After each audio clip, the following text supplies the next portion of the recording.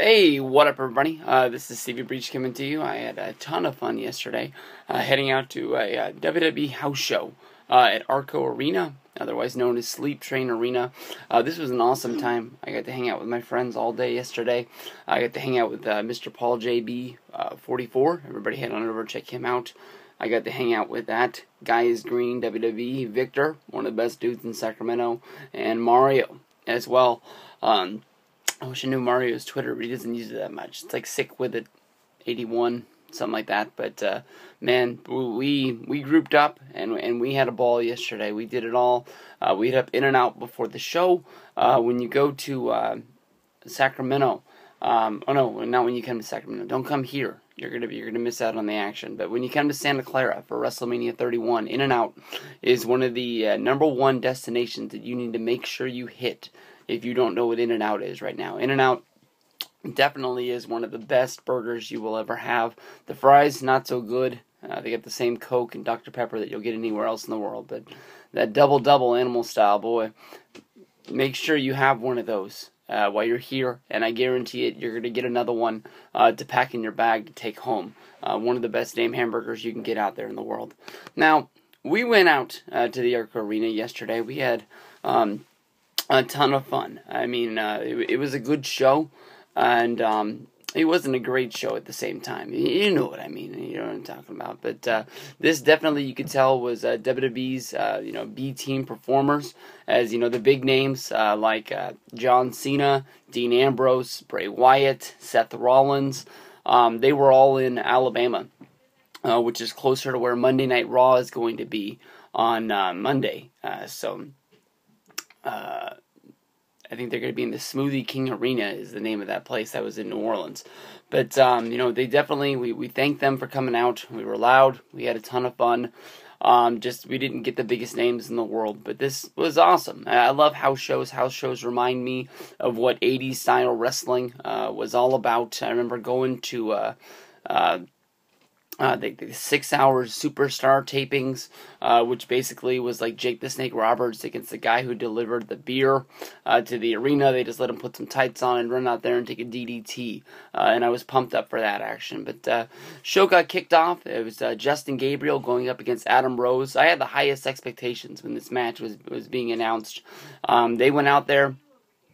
Justin Gabriel got the win with a moonsault off of the middle of the rope as he was coming back into the ring on top of Adam Rose. The match wasn't great. I mean, it just wasn't what I thought it was going to be. Adam Rose, now full-on heel performer, was sort of not wanting to take the fight to Justin Gabriel. We saw him duck and hide into the corner using cheap tactics. He blamed the Rosebuds for his loss. One of the performers that me and Paul like to watch when we go to the BTW shows in the Bay Area was Nikki Savo. Nikki Savo is, or Nikki Savoy. I apologize, I'm fucking this all up, but she's one of our favorite female performers to watch out there. You've seen her in my day in the life videos. I've taken pictures with her, this, that, and the other. She was one of the Rosebuds out there. I thought that was really, really cool to see her getting used in WWE, and hopefully she'll be getting used there more because she definitely is a talent that I really like. From there we go to Darren Young wrestling against Tyler Breeze. This match, it wasn't what I thought it was going to be either. They went out there and they wrestled. They went out there and they tried real hard. There was a point in the match when Big Show just waddled out of the back, came on down, gave a choke slam to Darren Young, causing a disqualification. And after he got done choke slamming Darren Young, he choke slammed Tyler Breeze. Left them both laying, just sort of looked around and just waddled back to the back. That was it. And the match had no ending. Big Show, caused destruction, and Big Show just walked out of the ring and walked to the back. No promo, no nothing. Just, that was it. Easy night's work for the Big Show. From there we go to Kane versus Jack Swagger, which honestly, in my mind, was a damn good match. It was really, really fun. There was 3 different points in this match where I thought Swagger was going to get the win over Kane. One was a pinfall when there was just some action going on in the ring. I thought Swagger was going to be able to pin him. And then 2 times with the ankle lock. Ended up being that Kane just got the better of Swagger. 1, 2, 3, but damn good match. Really, really fun stuff. From there we go to the match that was right before intermission. Tag team action. Jimmy Uso and Jey Uso. The Usos going up against The Miz and Damian Sandow. This, of course, was for the tag team championships. And we saw a lot of fun with basically Miz and Sandow playing up to the crowd. Sandow at the house shows, he takes his role with Miz a little less seriously. When Miz doesn't have his back turned, he acknowledges that the fans love him, and he'll raise his hands, they get a pop.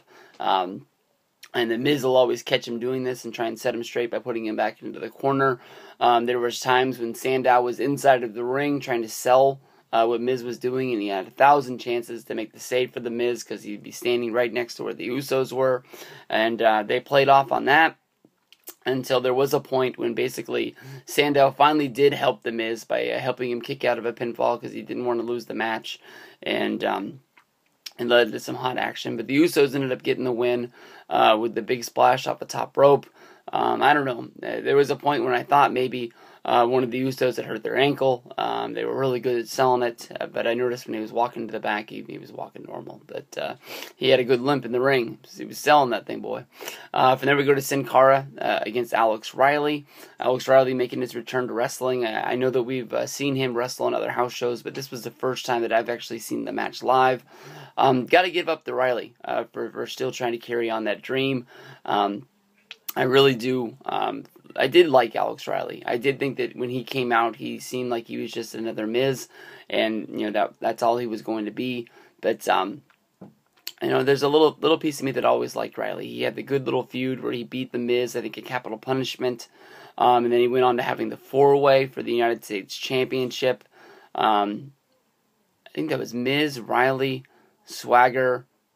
I want to say like Evan Bourne or something like that. That was back in 2011, and since then, they've turned him into a role where basically he's just on the WWE Network doing the pre and post Monday Night Raw shows. I'm not sure if they even do a pre-SmackDown show anymore, but just doing things like that. But the guy truly wants to wrestle. He wants to be in that ring, and if that's what he wants to do, he deserves it. He's good. WWE should be doing something with him. He's got a good look, damn good theme song, and I've always thought he could wrestle. From there we go to what was the vote of the night. You could either vote for a one-on-one Divas match or a 6-girl tag. I forget what they called it. 3-on-3. They had some name for it. 6 Diva tag, I think is what it was. Naomi, Emma, and Summer Rae going up against Cara, Sasha Banks, and Alicia Fox. This was a fun match. The girls came out to Naomi's music and to Alicia Fox's music when they came down to the ring. They got in there. Summer Rae was playing the role of a babyface. Alicia Fox was playing the role as a heel. Both of these, in my mind, should have been switched to the other side. Alicia Fox was turned on by Paige, and she's been looked at as a face on TV ever since. Summer Rae, I thought was a heel with Layla, but it is what it is. It's what they drew up, and there were parts in there when Alicia Fox and Summer Rae were wrestling, and I was giving Victor some crap because I wasn't going to let his girl beat my girl. But when it all came down to it, it was Naomi and Alicia Fox in there for the pinfall when she took the big butt thing and then got rolled up. And that was it. But the girls got the win. They had a little Emma dance party in the ring. They didn't play her music, though. I was really hoping I was going to hear it, but they all did the Emma dance together in there, and they were trying to figure out how to do it. Then we went to the main event where Lana and Rusev came down to the ring, and they ran down Ryback. This was a really big spot where I thought that Ryback was going to come running out of the back and make the save, but they truly, really are playing up the fact that Ryback, Ziggler, and Rowan are all fired. Basically because they were booked on this show and they all got pulled. Rusev and Lana said that basically Rusev was now entering into the we're entering into the Royal Rumble, and that Rusev was going to win by eliminating 29 other men. I guess this is them saying that the Rusev versus Ryback match is canceled. I'm really hoping that somewhere on Monday Night Raw they will find a way for the Authority to bring them back. I don't know if you can have John Cena stand up to the Authority and say that all of the wrestlers are going to quit because basically, you know, hustle, loyalty, and respect. John Cena doesn't play those games. He'll wrestle against any deal that's dealt against him. But will he stand up for his friends? Something that he's not done. I mean, even on the whole time building up the Survivor Series, we would see Swagger. Swagger got beat up after he got in there. They didn't help, and then from there, it was Ziggler, Rowan, Ryback getting jumped repeatedly, and John Cena was nowhere in sight. But John Cena did run down after a while to try and save Edge from being decapitated on Monday Night Raw by Seth Rollins. But after a while of Rusev and them running down, Roman Reigns made his entrance for what was the main event. As Roman got into the ring, he had a mic, and I was like, oh man. I'll honestly say that Roman Reigns' promo wasn't horrible. I'm sure it wasn't written by Vince McMahon, like a lot of the rumors are saying now, since Vince doesn't go to the house shows. He had a line of basically telling Rusev to get out of his ring. He had to count of 3, and then he was going to whoop his ass. And Roman Reigns just sort of looked at Rusev for a minute, and then just said 3. And then the match was on from there, and they fought it off.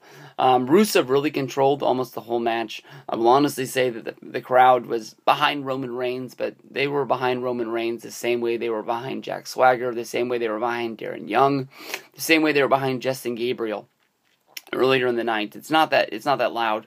I know there's a lot of people saying that if Roman Reigns doesn't win the Royal Rumble, will be better for him, and he'll have a better career, because if he does win the Rumble, it's going to be looking like Batista last year when he was being shoved down our throats, and just be a repeat of what they were doing in the past. I'm not sure. I really think that WWE has a plan for Roman Reigns. They're going to stick to it, and if it works, it works. If it doesn't, it doesn't.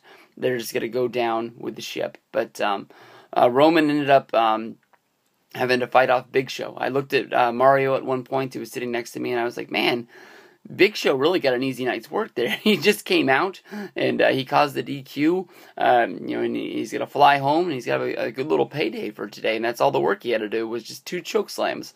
And that's when Big Show started to waddle out to the ring for this one, which ended up making it a 2-on-1. Rusev and Big Show against Roman Reigns.